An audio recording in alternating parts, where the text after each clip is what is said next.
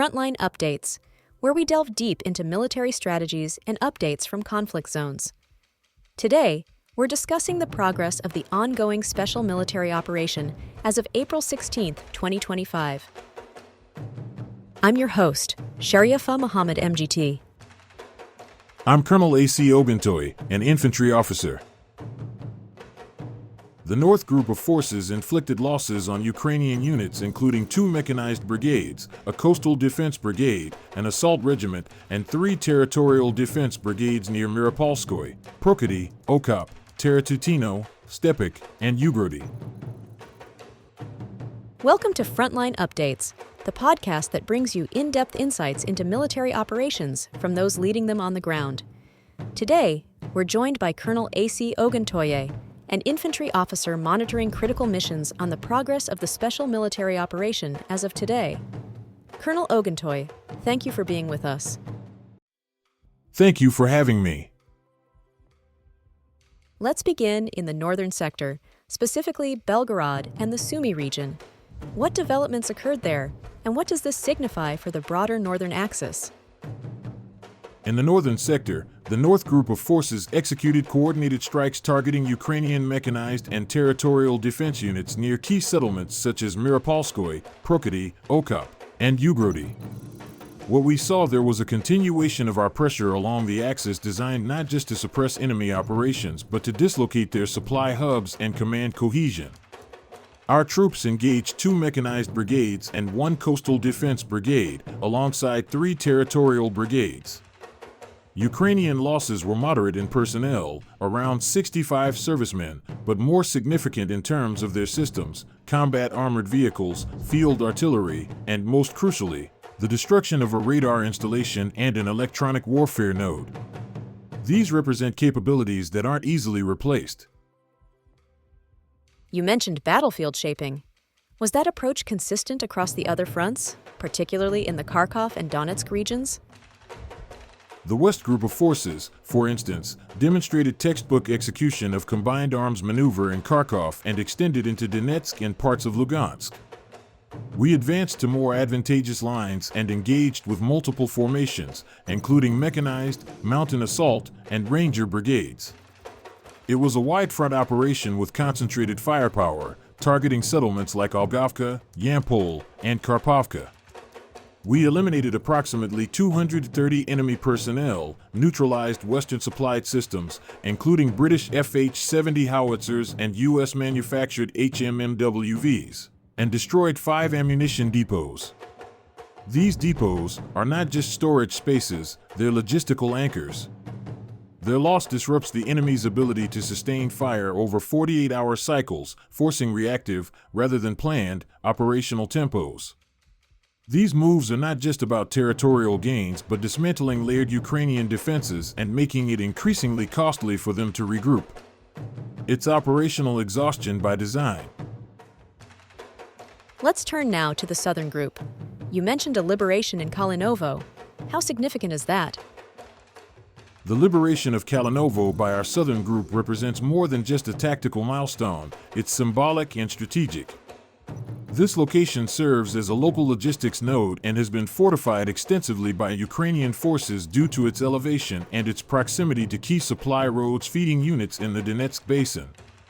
Our forces engaged 9 enemy brigades, including 7 mechanized and 2 assault formations. Ukrainian losses exceeded 300 personnel. We destroyed Western-supplied armor, including a U.S.-made Stryker, an HMMWV, and a Kozak vehicle. Moreover, our precision strikes dismantled their electronic warfare capacity in this zone. But perhaps most importantly, the morale impact is profound.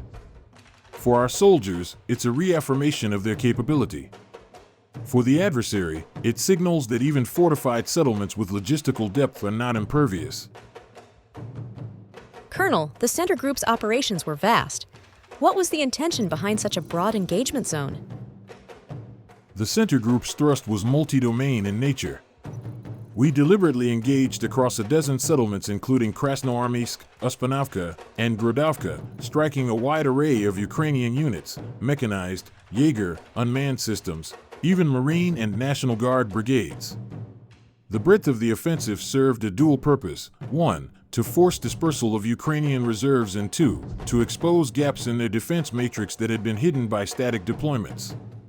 Our troops eliminated over 350 personnel and took out high-value systems, specifically a French Caesar 155mm artillery unit and multiple radars and electronic warfare stations, including the U.S.-supplied and /TPQ-36.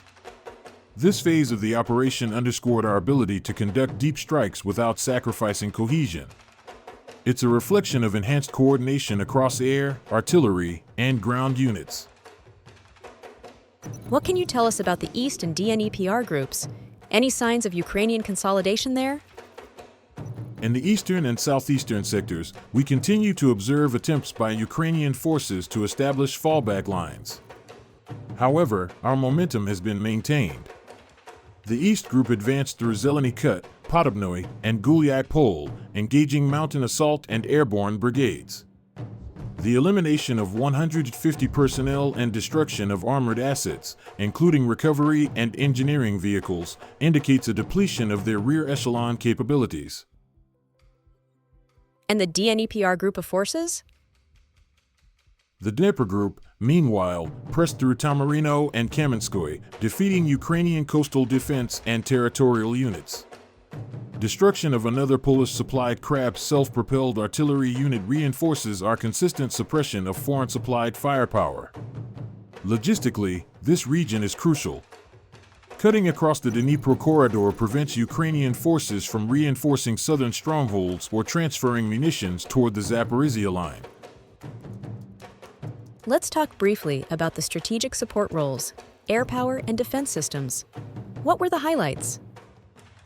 Our operational tactical aviation and UAV systems played a central role in deep target interdiction.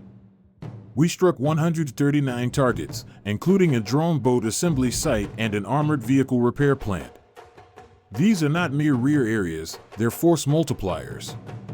Their destruction will have cascading effects on Ukrainian sustainment capacity.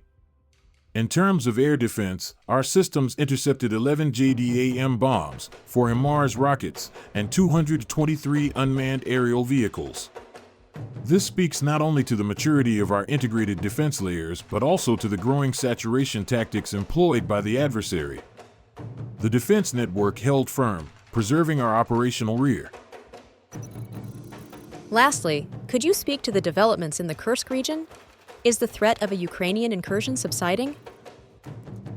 The attempted incursion in Kursk was met with overwhelming force. Our North Group inflicted severe losses on 7 Ukrainian brigades, including armor, airborne, and assault units. The enemy also lost high-value systems, 2 Strela 10 anti-aircraft units, radar stations, and EW equipment.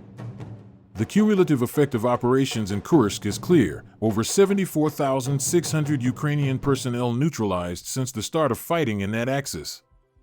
These figures are not abstract, they reflect the immense strain on Ukraine's rotation cycles, reserve deployments, and morale. While minor probing attacks may persist, the major threat in Kursk has been repelled. Our strategic focus remains on consolidating gains while applying pressure where it most disorients the enemy.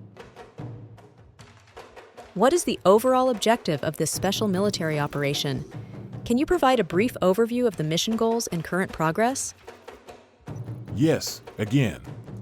The operation's primary objective is to stabilize the targeted regions by neutralizing insurgent threats, securing key infrastructure, and ensuring the safe return of displaced populations. As of today, we have successfully secured 85% of the designated high-priority zones, with ongoing efforts in the remaining areas. Security and intelligence gathering are crucial for mission success. How has intelligence played a role in shaping the operations strategy? Intelligence has been instrumental in identifying insurgent supply routes, hideouts, and recruitment networks.